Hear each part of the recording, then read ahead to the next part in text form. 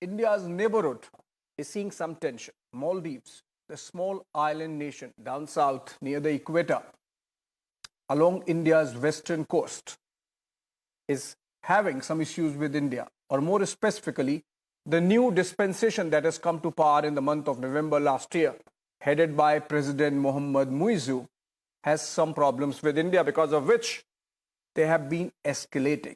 One of the very first decisions of the Muizzu government was to stop helicopter and air ambulance services, rescue services provided by India. That was a humanitarian assistance being given by India, which Mohammad Muizzu and those with him in power did not like, for whatever reasons. Subsequently, we have seen escalation in provocations from the Maldivian side, typically as it happens with India following its neighborhood first policy. Whenever there is a change of government in any of its neighboring countries, they visit New Delhi as their first port of call, first foreign trip abroad. But in the case of President Mohammad Muizzu, he went to Turkey first, then he went to UAE, and now he has even gone to China before coming to New Delhi, if at all he decides to come. Clearly, the China card is being played, like we saw once in the case of Nepal a couple of years back, so in the case of Maldives now. We've seen that being played in Sri Lanka as well. We'll try to understand through this conversation we are going to have on what's really happening. Is it a function of the dynamics of local politics at play in Mali between the two democratic dispensations, the democratic parties? Or is it something more? Is there a foreign hand guiding, deciding on behalf of those in power in Maldives now? I have two guests already with us, and we have Prashant Pitti, co-founder of Ease My Trip. He's joining us live from Delhi. We also have Pathikrit Pine, strategic affairs, geopolitical analyst, strategic affairs expert. He's also live from Delhi. In a bit, I would be joined by Ahmed Adib. He's former vice president of Maldives, former tourism minister of Maldives. He is now in the opposition, and he has taken a very clear position that what this present government is doing vis-a-vis India is not good. Since the story came under focus after Prime Minister Modi went to Lakshadweep 5 days back, and we saw those pictures which are on air of Prime Minister soaking in the beauty of Lakshadweep, it sort of started a trend. Provocation from Maldives vis-a-vis what India already has. Now, there is a reason why this story came under focus, because almost 1/3 of Maldives' GDP depends on its interactions with India. Maldives gets maximum number of tourists from India. I beg your pardon, 1/3 of its tourism earnings, tourism revenue comes from India. So we'll try to understand whether this is just about local political dynamics, or is it about the China card, the China hand? I would be soon joined in by Ahmed Adib, but before that, let's start with Prashant Pitti and Pathikrit Pine. To Pathikrit first. Pathikrit, you see, you are a close watcher of geopolitics in our neighborhood and the extended neighborhood. What's your assessment? Is this happening because of the local political dynamics? Because the government of President Ibrahim Soleh before this was very, very pronouncedly pro-India. So as a reaction, a very anti-India or a pro-China government has come to power, and what we are seeing is very temporary, or there is something more to it?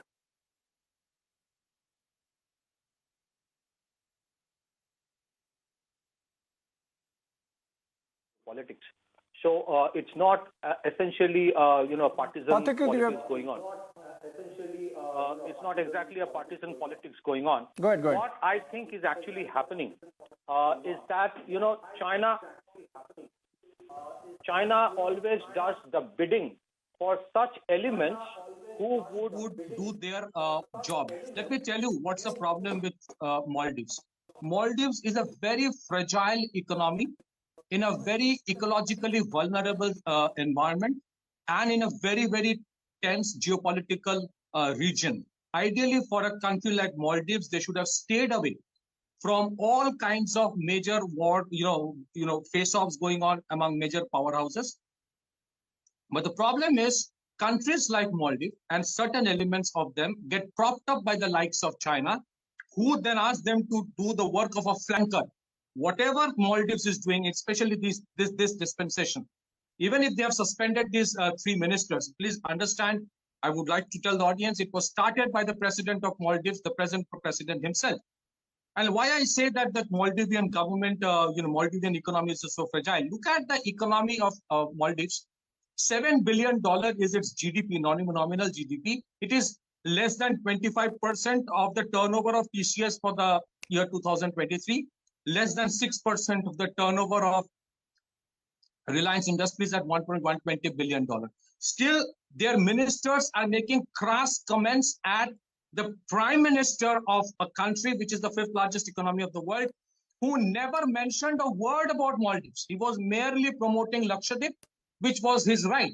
And as you rightly mentioned, Abhishek, this is exactly the way the Chinese propped up KP Oli, who started making comments, who started doing things in spite of not realizing the fact that whether it is Nepal or whether it is Maldives, when it comes to, as a first respondent, it cannot be anybody else other than India because of geographical proximity. And number two, Pakistan, Sri Lanka are great examples that China will never let you out of a death trap as and when you fall in it. Ideally, a country like Maldives, irrespective of whatever politics goes on inside that country, they should have not got into this, contest going on among major powerhouses. But unfortunately, they try to bite more than what they can chew. And in today's India is not what it was 10 years back. Today, the whole concept of Atma Vishwas is so profound. No, Pratikrit. Of the country, people will forget everything else and they will hit you back. And this is exactly, I think, Abhishek, it would not have gone to that extent if Maldives had not wanted it. But Maldives is doing the whole thing. And unfortunately, no, sure, absolutely. Should we even be saying that it is today's India or it was yesterday's India? Maldives is an independent sovereign country, but a small neighbor, We need not flex our muscles. We need not really bother beyond a certain point. And the fact that much of their humanitarian assistance in times of crisis comes from India, be it a coup, be it a tsunami, be it failure of the desalination plant, or even tourism revenue.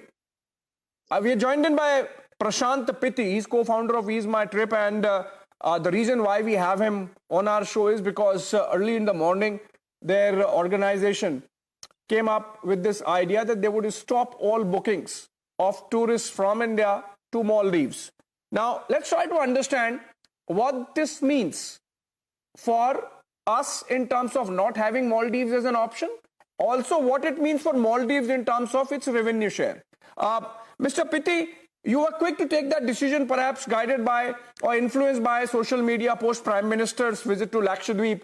But, there are infrastructure issues in India also. There is a reason why everyone, particularly the celebrities, ends up in Maldives, because the infrastructure at similar places in India, including Lakshadweep, where Prime Minister was, is not as developed. So obviously there would be some gestation period before you can divert all those vacationing tourists from Maldives to places available in India. But there would be some time. But what guided you beyond the social media influence and to be seen to be taking a nationalist position? There are issues with tourism.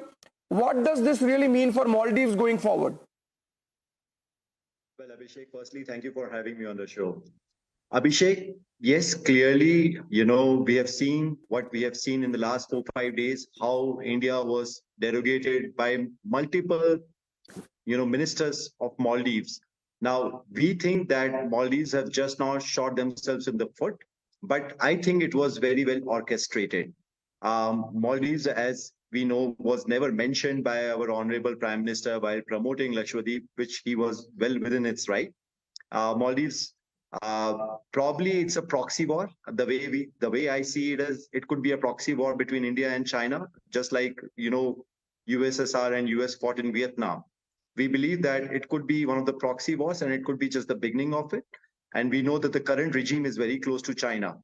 Now, of course, there is going to be a gestation period for the places like Lakshadweep, which recently got into limelight. I have been to Lakshadweep myself. It's a beautiful place, but it is going to take time, and we are doing our level best to get this into shape. We are talking to various airlines to see if we can actually get the direct connectivity to mainland India, to Lakshadweep, Delhi, Mumbai, Bangalore, and as if the tourist starts flocking, there will be a lot of development which we will be seeing. The current government has done phenomenal job in creating a world-class, airport within 20 months in Ayodhya. So given the speed at which this government works, we think that it is a very well possibility that in the next 5 years, Lakshadweep might actually come out as one of the top tourist destinations, not just for India, but for the world. And I also believe that maybe at some level, people in Maldives. And what does it mean for Maldivian economy? See, around 30% of the entire Maldives GDP is dependent on tourism, and around 12 to 15% of that is brought in by Indians. And at EaseMyTrip, being the second largest travel portal, around 20 to 25% of all the online bookings happen from India, happens from EaseMyTrip. So by taking this stance, we are actually making a dent in Maldives GDP in single digits, but it is going to be a direct impact.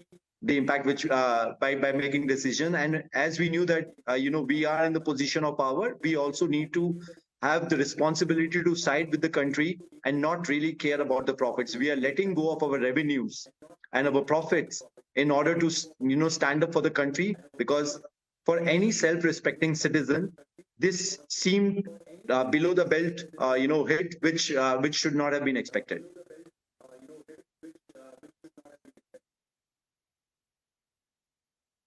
Okay, this is something which should not be accepted, and obviously India has risen as one, and I think not just the government. In fact, the government has not done anything beyond a démarche to their High Commissioner here. It seems that the people have really gotten involved because the Prime Minister was targeted, and Maldives, unfortunately, the people of Maldives might be at the receiving end if the tourism is withdrawn. Pathikrit, you think from the side of India, there is anything else we could have done, like we handled Nepal, because you mentioned KP Sharma Oli over a period of time. In the case of Sri Lanka, we saw Sri Lanka sorting itself out because the kind of debt trap China created. How long before even Maldivians really understand? There are already murmurs of dissent against what President Muizu is doing, by the way. In fact, the minority leader, or the leader of opposition, so to say, in Maldives has already called for a no-trust vote against President Muizu. But how long before the people of Maldives really realize that they have made a mistake in electing President Muizu, who ran a clear, open, out India campaign?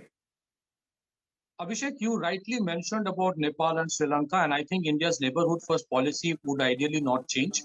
If something happens to Maldives tomorrow, any kind of natural calamity, I'm sure India would be the first country to go and help, as India has always done under Prime Minister Modi's leadership specifically. But what has happened, Abhishek, because of India's neighborhood first policy, irrespective of anything, certain countries had started taking India for granted, as if you can do anything to Indians, you can say anything to India, but in spite of everything, India will keep on coming to help you. And they had this thing in mind that China is vindictive, don't antagonize China. This today, what has happened is going to change the equation quite a bit. Pathikrit, I do not think sorry to be interrupting. Sorry to be interjecting, Pathikrit. We are joined in by Mr. Ahmed Adib. He's former Vice President of Maldives. He's also former Tourism Minister of Maldives. And he's in opposition now. And he understands the implications of what's really happening. better than anyone else on the panel. So welcome, Mr. Adib, for joining us. Thank you so much for joining us on Republic TV. And we would really appreciate if you could tell us what's really happening down there in Maldives and Malé.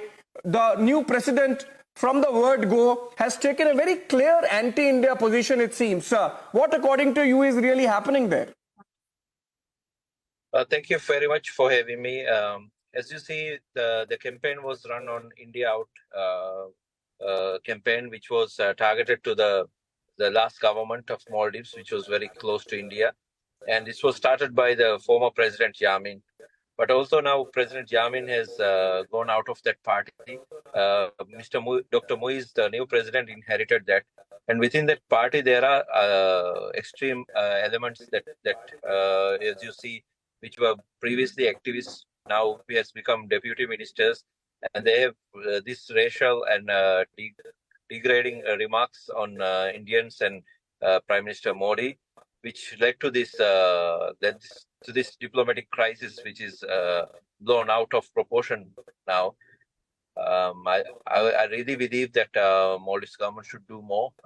They should remove these deputy ministers, as well as file a formal apology, as well as reach out by the President Maldives to the Prime Minister Modi, because otherwise this is going out of proportion, and it will continue, and it will damage Maldives tourism as well as the economy of Maldives.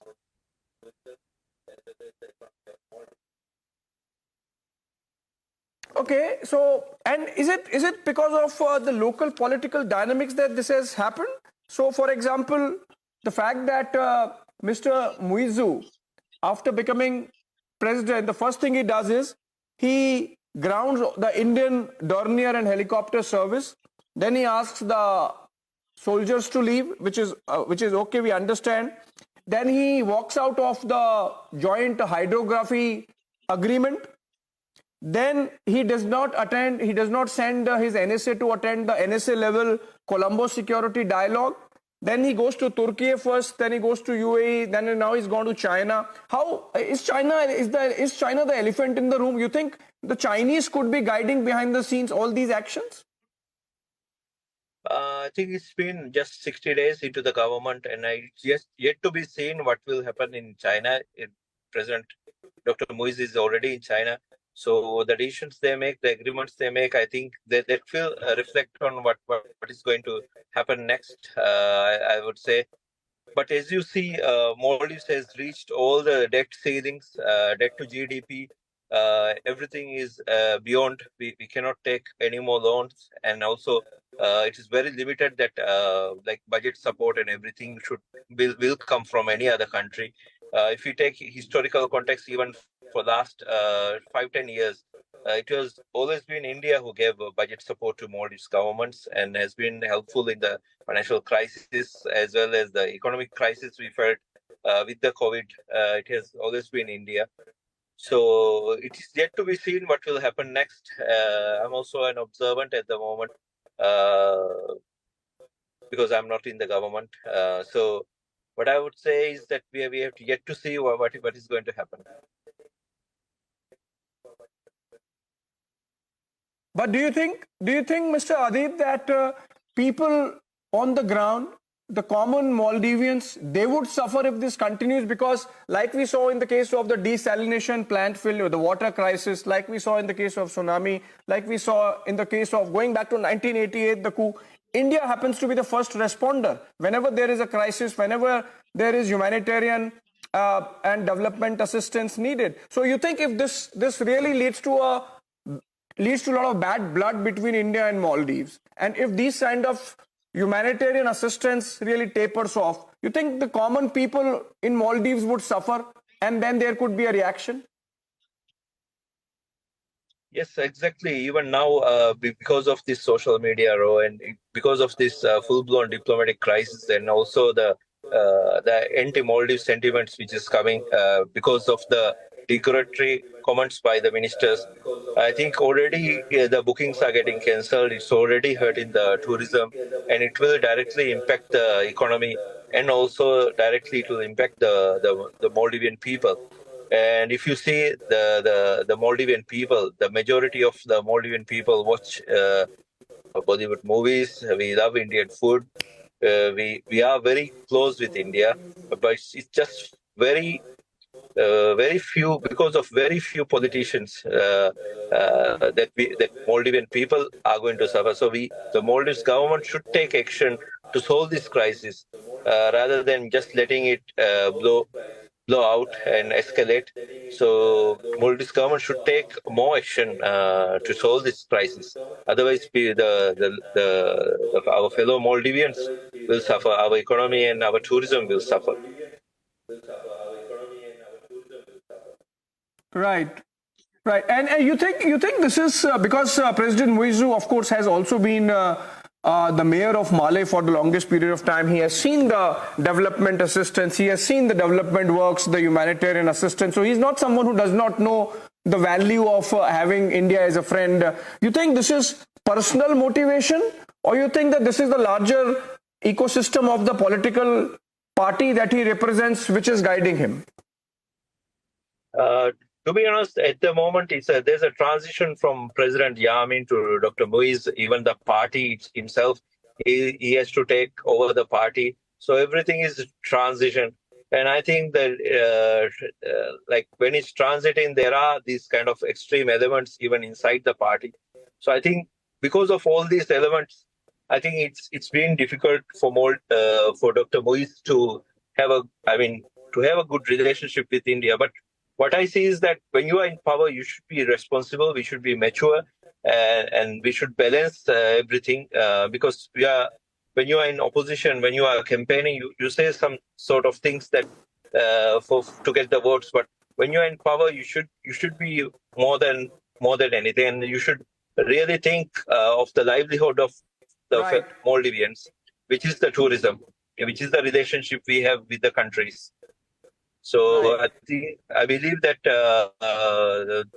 Dr. Muiz and Maldives has to take more action to build more relations with India. Right.